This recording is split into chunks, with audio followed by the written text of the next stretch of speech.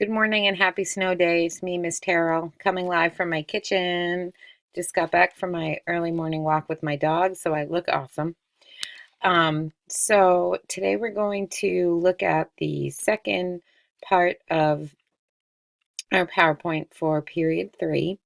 I left you yesterday with Pontiac's Rebellion, but made a little bit of a mistake. So we'll start fresh with Pontiac's Rebellion today, and we're really going to get into some of the grievances and issues that the colonists started having with the British Parliament.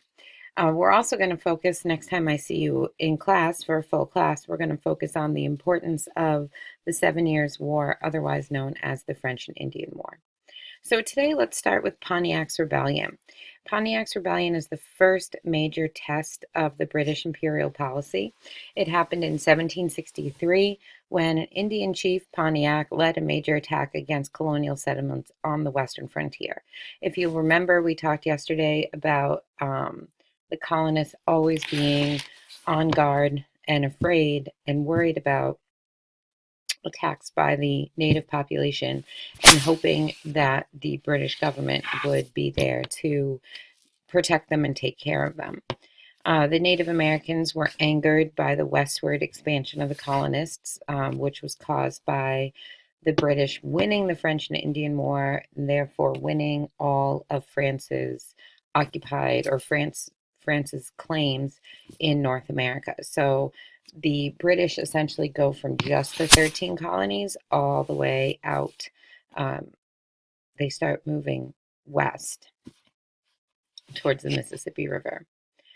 So the Native Americans are angered by the westward expansion of the colonists because they had just picked up their stuff and moved out west. They didn't offer the Native Americans anything in return, and the native population was used to the French, who became allies with them. The British didn't believe in that. The colonists didn't believe in that. They just went out there because they thought it was their right to do so. Pontiac and his allies destroyed forts and settlements from New York to Virginia, and the British sent their own troops instead of colonial forces to retaliate. If you remember, the British weren't 100% keen on the colonists' ability to protect themselves and their properties. So British just figured we'll send in our own troops to make sure this goes well. As a result of Pontiac's Rebellion comes a pretty important piece of legislation here, the Proclamation of 1763. In an effort to stabilize the western frontier, the British issued a proclamation that prohibited colonists from settling west of the Appalachian Mountains. By limiting the settlements, the British hoped to prevent future hostilities between the colonists and the natives. And we're going to examine some maps when I see you in class next to just kind of visualize what this was all about. Colonists obviously are not pumped about this proclamation. Because they won the 7 Years' War or the French and Indian War, they hope to benefit in the form of access to these new lands, these new opportunities that they were now able to benefit from. For the British to deny this opportunity, the colonists were very upset. It was infuriating for them. So, as a result, the colonists did not buy into the proclamation. They broke all the rules and they essentially streamed westward beyond the boundary line. It's kind of rude of them, but they did it anyway. So, because of this, now we're going to see the British kind of really tighten those reins and start enforcing some colonial regulations. With the proclamation and the colonists outwardly going against it, tensions start to rise between Parliament, British government, and the colonists.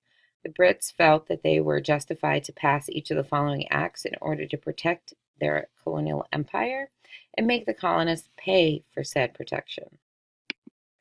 The colonists viewed each act as an alarming threat to their liberties and long established the practice and long established practice of representative government.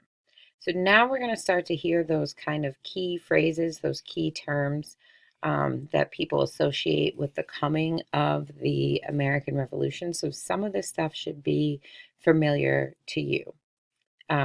Number one is the Sugar Act of 1764. This is when the British government placed duties or taxes on foreign sugar and certain luxuries. The chief purpose of this was to raise money for the crown, for the British Empire, essentially. Um, Also try to provide stricter enforcement of the Navigation Acts to help put an end to smuggling.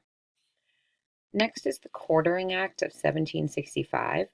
This act required British colonists to provide food and living quarters for British soldiers that were stationed in the colonies.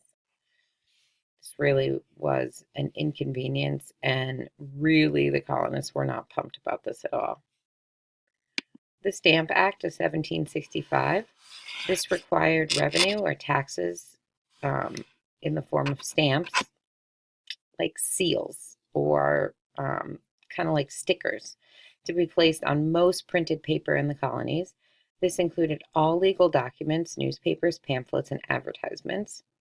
The thing about the Stamp Act is that it was the first direct tax, which meant it was actually collected from those people who use the goods.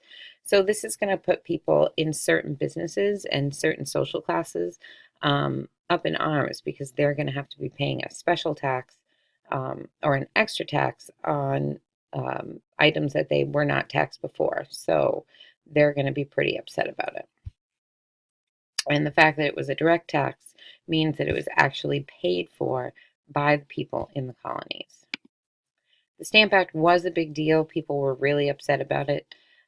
If the pre-American Revolution time period had a bumper sticker, it would be Patrick Henry's famous "No taxation without representation." And we're going to talk more extensively about that phrase in class. In 1765, the Stamp Act Congress was formed, and this was essentially a group of colonists that came together to discuss the situation with the Stamp Act and these other acts that were being passed down and how they were going to combat them. So in 1765, the Stamp Act Congress was formed and resolved that only their own elected representatives had the legal authority to approve taxes. So this is the colonists coming and making a stand and trying to get their voice heard against these acts that the British Parliament is just rapid fire passing. Also, we see the Sons and Daughters of Liberty come from this time period. They're a secret society organized with the purpose of intimidating tax agents.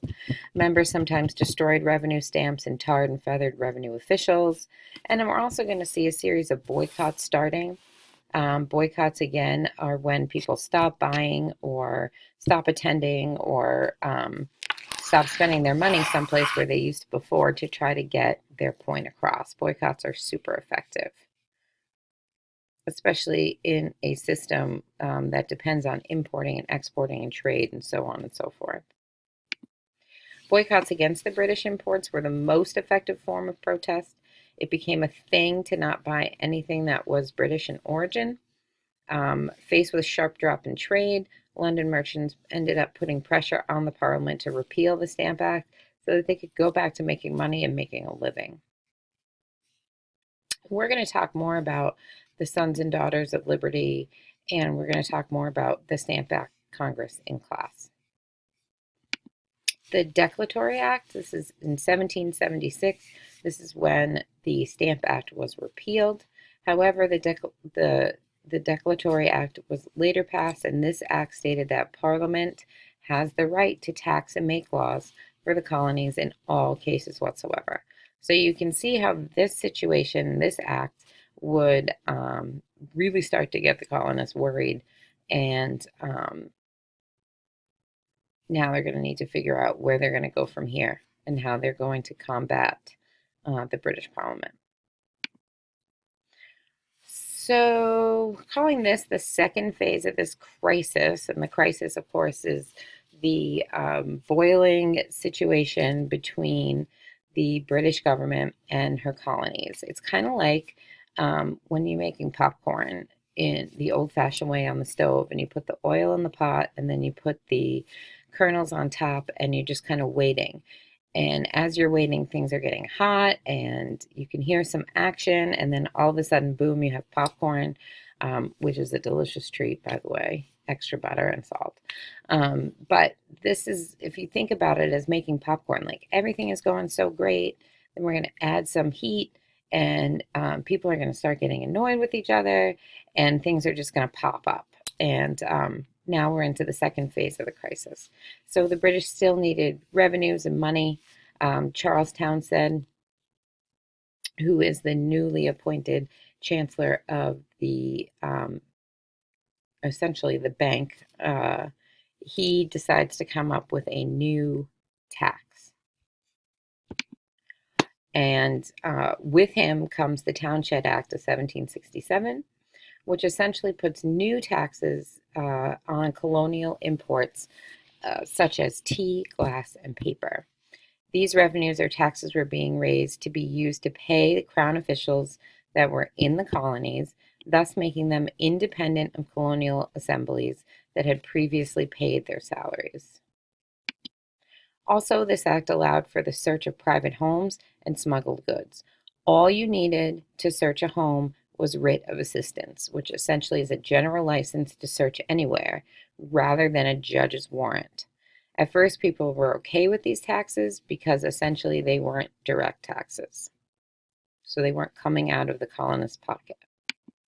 However, it didn't take much time for them to start being annoyed, and eventually leaders began protesting.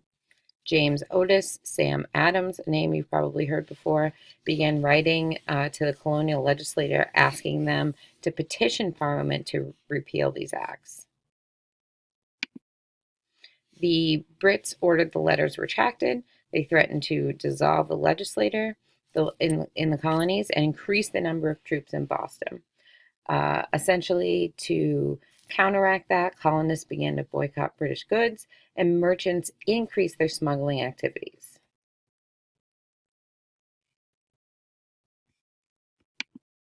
Eventually, the Townshend Act were repealed because trade, importing, and exporting had been so damaged, and no one on either side was making money.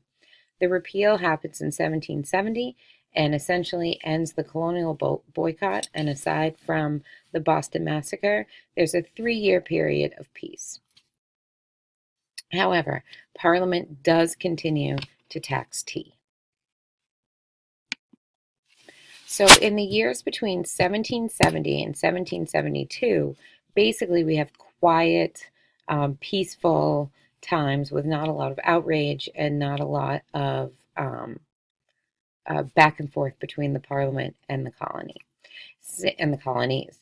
Sam Adams and others are essentially keeping track of things that the British are doing to antagonize the colonies at this time. They set up something called the Committees of Correspondence, and we're going to talk about the Gaspee of when I see you in class next. So that concludes today's PowerPoint and lecture. Come back to our next one. We're going to start talking about the Boston Tea Party, and then we'll talk about the Intolerable Acts and the Boston Massacre, and so on and so forth. Have an awesome snow day. Have a cup of hot chocolate. We'll see you on Wednesday. Bye for now.